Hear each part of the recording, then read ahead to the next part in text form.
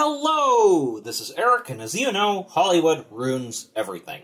Continuing on with the Disney Dark Ages, we come to a movie, other than The Great Mouse Detective, that was actually received well, at first. Over time, it seems to have gotten the same reputation of the other movies around it, but after watching it, I have to say, it's not that bad. Conceptually, it takes from folk tales, and despite going through a ton of editing, rewrites, the usual hang-ups, it still came out pretty good. While it's not as good in some ways as classic or Renaissance Disney, it's better in other ways. Here's what we can learn from Disney's Robin Hood.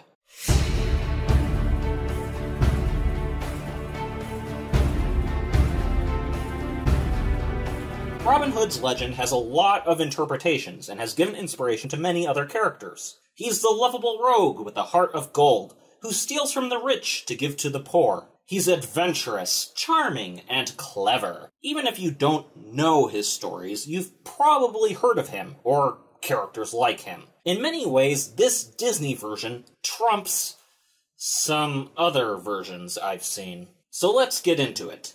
The story is a basic 3-act structure.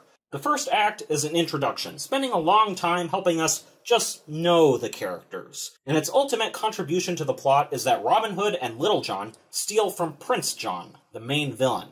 The second act is Prince John setting up a trap for Robin Hood in the form of an archery tournament, with the prize a kiss from Robin Hood's childhood sweetheart. Robin Hood wins and escapes with her. After that trap fails, we begin the third act when Prince John gets angry and heavily taxes the people of Nottingham.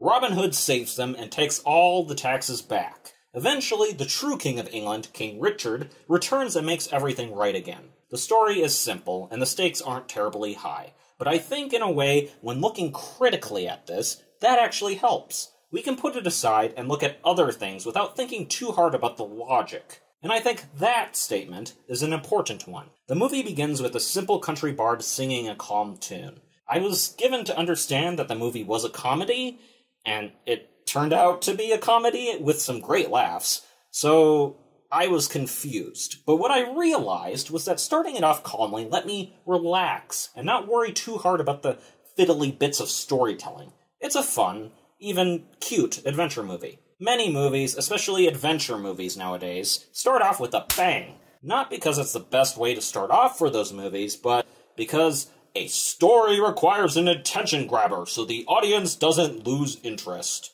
Robin Hood teaches a different lesson from that traditional stuff. An attention grabber can be good, but sometimes when I watch a movie, I don't want to rush straight into the action. I can think of many movies that sacrifice character development, plot, and tone for the sake of showing off a fight, but you don't have to do that. Even though the first act of Robin Hood has the lovable rogue stealing from the prince, that takes up a tiny fraction of time in comparison with introducing the people Robin Hood helps. The Sheriff of Nottingham, who is the secondary villain, Friar Tuck, one of Robin Hood's good friends, the love interest, who despite being a damsel in distress has a personality such that we can understand why Robin Hood loves her, and even a few children get the limelight. An entire scene is just spent watching the children play around. We get a little plot with it, but they could have just gone with straight exposition, or, singing, as Disney does.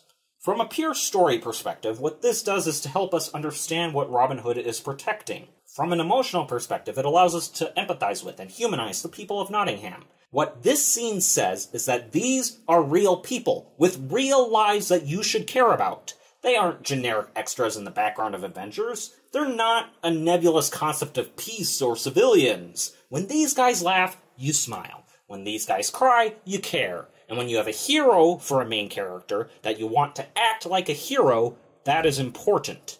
Similarly, Robin Hood, Friar Tuck, Little John the Sheriff, and even Prince John get their moments. After escaping the sheriff, Robin and Little John have a bit of a back-and-forth banter. And it's not like the modern-day wisecracker who makes a joke at every opportunity. It's not a constant stream of one-liners. It's just a couple of dudes joking around. That casual camaraderie is something that I think we don't get enough of in modern times. And in this movie, it totally sells the relationship. Besides, what have I got to offer her? Well, for one thing, you can't cook.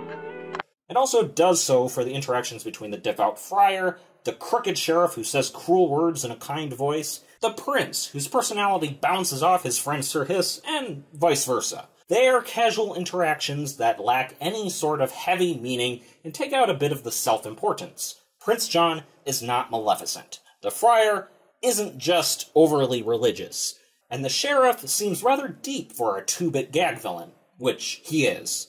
These guys are people too. Ultimate evil villains and flat extras can be good, but sometimes small-time, humanized people are what's needed for these roles.